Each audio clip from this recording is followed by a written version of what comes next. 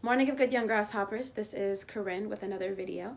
And today I wanted to talk about validation, but from a different angle. Instead of talking about self-validation, I wanted to talk about giving validation to others.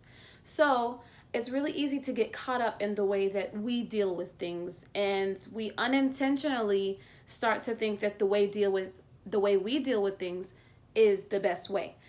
And again, we're all different individuals. We all process things differently and we all deal with things differently. So it's not necessarily fair that we operate in a way that makes it seem like the way we deal with things is the only way, because there is no right way to deal with things. So, for example, I'll talk about my mother and I. Previously in our relationship, my mom is more logically driven and I am more emotionally driven. With that being said, if I was upset about a situation and I would cry or I would just be really down, she would automatically tell me to stop crying, and that me being down about the situation is not going to solve anything. It's not going to change the situation. And because of that, anytime that I responded to a certain situation the way I felt naturally, I would start rejecting myself and invalidating myself. Hence, why I made the video about self-validation. Because my mom was approaching me from an angle of, well, this is how I deal with things, and I feel as though that's best because I'm used to it. So I'm going to tell you that this is how you should deal with things. And there was a pivotal moment in our relationship some years back where she realized that that wasn't necessarily the best way to handle my emotions. And so instead of handling it that way, she started handling my emotions from my point of view. So instead of saying, oh, well, don't cry or don't do this, she would tell me to cry. If I texted her and I said, hey, I just feel like crying, she didn't even need me to give her a reason. She would just be like, so cry, because she now understands that that's my process and she validates my process.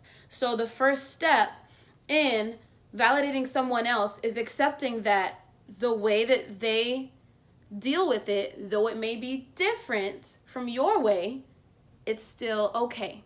Now, there are certain situations where they're dealing with it completely wrong. Like I said before, the Bible says be angry but don't sin, and you also don't want to let a situation define you. So in that circumstance, you still can validate the other person's feelings and also advise them and give them a different perspective so they can maybe look at it differently in order to handle it differently. The second most important thing I feel in validating others is asking them what they need in order to feel better and how you can help them get what they need. That's one of the biggest things as well in my mother and I's relationship. My mother and my relationship? What? I'm a math major, not an English major, okay? Anyway, is when I call her and I'm upset about a situation, sometimes before I even say what the problem is, I'll tell her what I need. And sometimes after I tell her what the problem is, I'll tell her what I need. And when I say what I need, I mean, Mom, I just need your advice. Or I just need you to listen, not say anything. I need your perspective. I need encouragement. I just need you to be here for me. By doing that, I am helping someone else help me. So in order for me to do that, sometimes the person that needs help doesn't always know to do that, or isn't always in that mindset to do that initially. So it's important that when you're trying to support someone and validate someone, you ask them how you can best help them. It may be a little difficult for them to figure that out to begin with, so you can give them those suggestions. You can be like, well, how can I be here for you? Do you want me to just listen? Do you want me to tell you what I think? Do you want me to give you advice? And that way it kind of takes the extra burden off of them to figure out a solution to the situation while they're in the situation initially. Because a lot of times when we have those initial emotions, we're trying to process those initial emotions first in order to reflect and progress. So, growing up, my mom told me, actually, a lot of people told me that when I was younger, I was mean. And I really don't believe it, because I'm like, I feel like I'm a nice person. But when I was younger, little Corinne was not so nice. And all I heard was that one of my famous lines was, "You mad? Be mad." And when I think about it, I think about the topic that I'm speaking on now. I'm technically validating someone else's emotions. If they're upset, then I'm telling them, just be upset. And it's just extremely important. You know, sometimes when you initially approach something without necessarily thinking about the other person's feelings that are at hand, you can make them feel even worse. And you don't want that, because that could lead them down a rabbit hole.